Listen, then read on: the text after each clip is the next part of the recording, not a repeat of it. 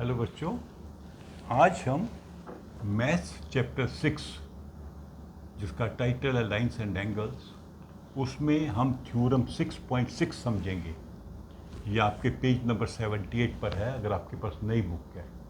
अगर पुरानी बुक है तो उसमें हो सकता है ये नंबर डिफरेंट होगा, तो आप देख लेना। नई बुक का मैं नंबर दे रहा हूँ, पेज 78, थ्योरम 6.6। ये थ्योरम क्या है? Lines which are parallel to same line are parallel to each other। तो थ्योरम मैंने आपसे बताया था एक वीडियो में, वह स्टेटमेंट है जिसको हमें प्रूव करना पड़ता है। तो इसमें क्या कह रहा है कि मान लीजिए तीन लाइन्स हैं। ये लाइन है L, ये लाइन है M और ये लाइन है N। तो हमें क्या बताया गया? L is parallel to M, ये गिवन है, और L is parallel to N, ये भी गिवन है। तो ये दोनों लाइनें इसके पैरेलल है, M भी इसके पैरेलल है और N भी इसके पैरेलल है। तो हमने प्रूव करना है कि M N के पैरेलल है, ये भी पैरेलल है। क्यों पैरेलल है? क्योंकि ये दोनों लाइनें सेम लाइन के पैरेलल हैं। ठीक है, M L के पैरेलल है, N भी L के पैरेलल है, ये हमें बताया गया है। और हमने साबित क्या करना है, प्रूव क्या करना है कि M और N भी पैरेलल हैं। तो मैंने आपको, जब हम क्लास 8 का ये टॉपिक कर रहे थे, तो मैंने आपको बताया था कि पैरेलल लाइंस की क्या प्रॉपर्टीज़ होती हैं।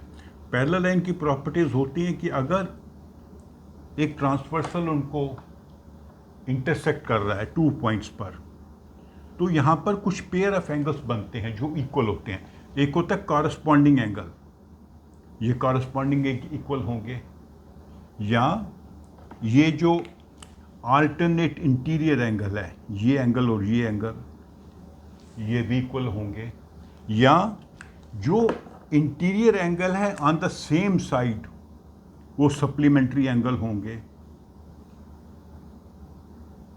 अगर हम इनको नंबर करने, जैसे एंगल 1 2 3 4, तो 1 = 3 कॉरस्पॉन्डिंग एंगल,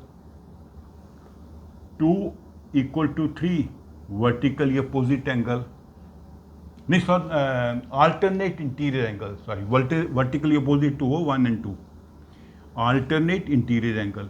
और तीसरा क्या है? Angle 3 + angle 4 = 180 degree. तो अगर हमने प्रूव करना है कि कोई भी दो लाइंस पैरेलल हैं, तो हमने एंगल्स को देखना है कि वो इक्वल है कि नहीं है। अगर कॉरस्पॉन्डिंग एंगल इक्वल्स हैं तो लाइन पैरेलल होंगी, अगर अल्टरनेट इंटीरियर एंगल पैरेलल हैं तो लाइंस पैरेलल होंगी, अगर interior angle on the same side supplementary angle हैं तो पैरेलल होगी। तो हमेशा ऐसे क्वेश्चंस में आपने क्या करना होता है कि पेयर ऑफ एंगल्स देखने हैं, या तो कॉरस्पॉन्डिंग एंगल देखने हैं, या अल्टरनेट इंटीरियर एंगल देखने हैं, या interior angle on the same side. तो अगर ये इक्वल है तो पैरेलल लाइंस होंगी। एक कोई भी आप ले सकते हैं, इससे भी प्रूव कर सकते हैं, इससे भी कर सकते हैं, इससे भी कर सकते हैं, सभी से प्रूव नहीं करना है। तो अगर ये interior angle on the same side का जोड़ 180 है तो पैरेलल एंगल्स होंगे, पैरेलल लाइंस होंगी। तो अभी यहाँ पे अगर आप डायग्राम देखेंगे जो उन्होंने दी हुई है, उसमें ऐसे एंगल भी बनाए हुए हैं, एंगल 1, एंगल 2, एंगल 3। तो अभी L और M पैरेलल हैं, तो इसका मतलब है angle 1 = angle 2। These are corresponding angles।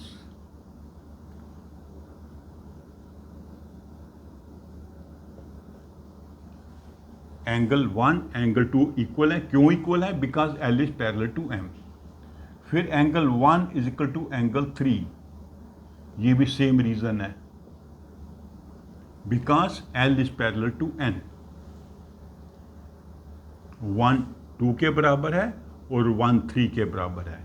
अभी हमने यूक्लिड की एक्सियम पढ़ी थी, things which are equal to same thing are equal. ये इसके बराबर है, ये इसके बराबर है, ये सेम थिंग है, तो मतलब है एंगल 2 एंगल 3 के बराबर होगा। Why things which are equal to same thing are equal to one another. ये हमारा यूक्लिड का एक्सियम है जो हम पहले पढ़ चुके हैं, इसी को यूज करना है यहां पर, ये जानने के लिए कि 2 इक्वल टू 3 है। अब 2 इक्वल टू 3 है तो ये कॉरस्पॉन्डिंग एंगल्स हैं, तो इसका मतलब है m उसके पैरेलल होना चाहिए, therefore m is parallel to n। तो हमने कैसे शुरू किया, हमने ये दो लाइन पैरेलल हैं, इनके कॉरस्पॉन्डिंग एंगल इक्वल हैं, दैट वी नो। फिर ये दो लाइन पैरेलल हैं, angle 1 is equal to angle through corresponding angles. उसके बाद में यहां से हमने क्या कंक्लूजन ड्रा किया, 2 इज इक्वल टू 3। क्यों, things which are equal to same thing are equal to one another. अगर 2 एंड 3 हैं वो तभी संभव है m n के पैरेलल हो। तो इसका मतलब है अगर दो लाइनें L और M इसको पैरेलल हैं, L is parallel to M and L is parallel to N, ये दोनों लाइनें इसके पैरेलल हैं, तो मतलब ये भी पैरेलल होंगी। ठीक है, lines which are parallel to same line, यहां पर सेम लाइन है, ये है सेम लाइन, M इसके पैरेलल है और N इसके पैरेलल है, तो इसका मतलब कि ये भी पैरेलल है। वो हमने प्रूव कर दिया। कैसे प्रूव किया, एंगल्स को इक्वल साबित करके। इसी की एक ना एग्जाम्पल है, वो भी मैं आपको कर देता हूं, वो बुक में की हुई है लेकिन आप अच्छे से समझ जाएंगे।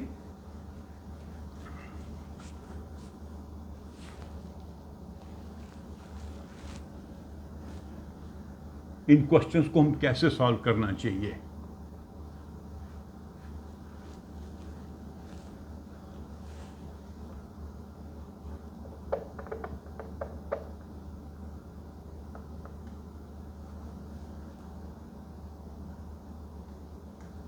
तो वो है आपकी एग्जाम्पल 5 ऑन पेज,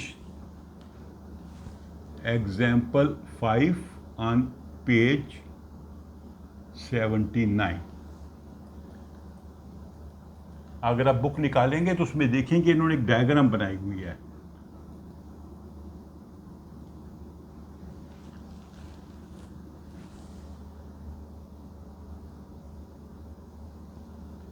ये एक लाइन है पी क्यू और दूसरी लाइन है आर एस, इनको इंटरसेक्ट कर रही है एक लाइन, ये इंटरसेक्ट कर रही है बी और सी पर। ये लाइन है ए बी, बी ये पॉइंट है, सी और डी। अभी हमें ये नहीं बताएगा कि ये लाइंस पैरेलल हैं, ये हमको प्रूव करना है। फिर ये जो एंगल है ए बी क्यू, इसको ये लाइन बाइसेक्ट करती है, ये लाइन है ई, और इस एंगल को ये बाइसेक्ट करती है जी। बाइसेक्ट का मतलब ये एंगल दो इक्वल पार्ट्स में डिवाइड हो गया, ये पार्ट इसके बराबर है और ये पार्ट इसके बराबर है। तो ये हमें गिवन है। पहली चीज क्या बताई गई है कि ये बाइसेक्टर हैं एंगल के, ये एंगल के दो इक्वल पार्ट बन रहे हैं, इस एंगल के दूसरे इक्वल पार्ट बन रहे हैं। ठीक है, that means A B E is equal to E B Q, ये एंगल इसके बराबर है। और दूसरा क्या है, B C Q, B C Q is equal to Q C S, sorry Q नहीं है, ये जी है, जी है, क्यू तो ऊपर आ गया जी, बी सी जी, बी सी जी और जी सी एस, क्यू तो ऊपर वाले पार्ट में है, जी सी एस। ये एंगल इसके बराबर है, ये एंगल इसके बराबर है क्योंकि ये बाइसेक्टर है। और ये बताया गया कि ये बाइसेक्टर्स पैरेलल हैं।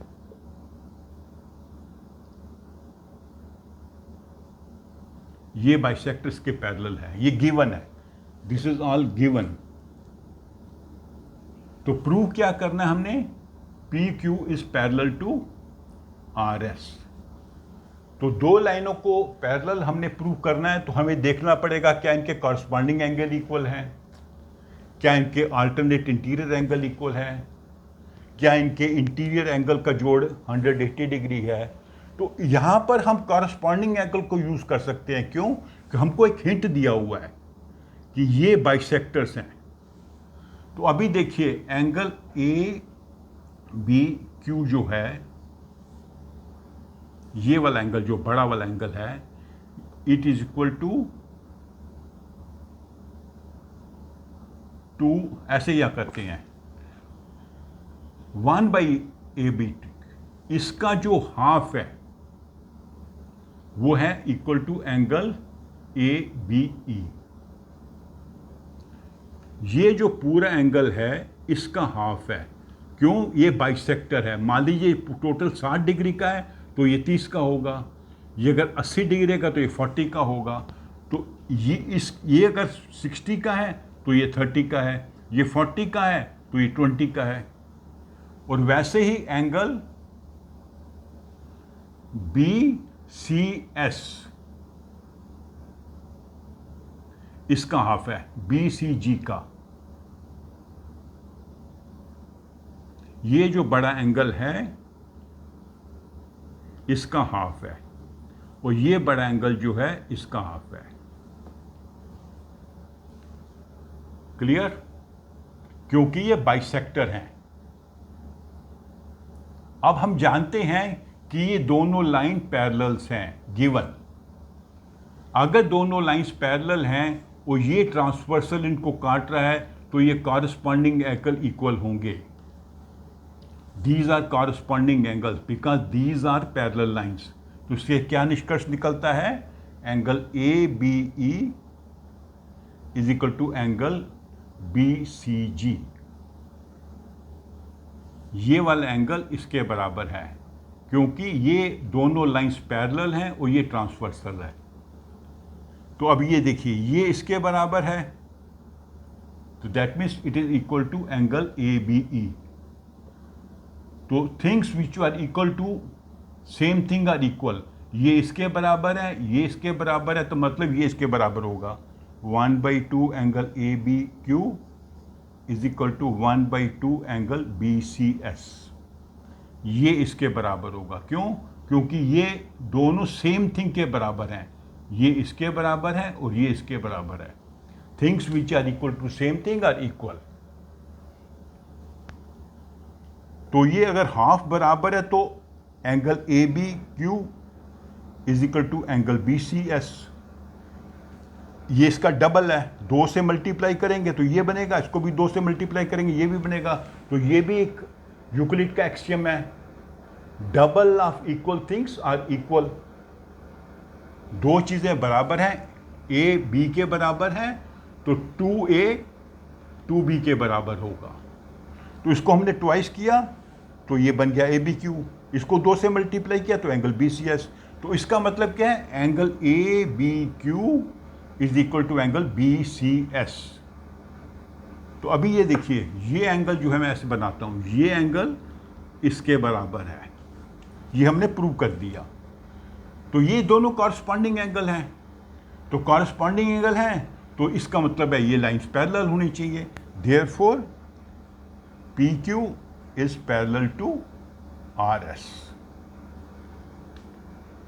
दो लाइनें हैं, उनको थर्ड लाइन इंटरसेक्ट कर रही है, उनके कॉरस्पॉन्डिंग एंगल इक्वल हैं। ये तभी संभव है जब ये दोनों लाइनें पैरेलल हो। हमें बताया नहीं गया था कि ये पैरेलल है, हमने इसको प्रूव किया। कैसे प्रूव किया? ये पता लगाया कि ये जो कॉरस्पॉन्डिंग एंगल इक्वल हैं, उसके लिए हमने सारा ये इंफॉर्मेशन को यूज़ किया।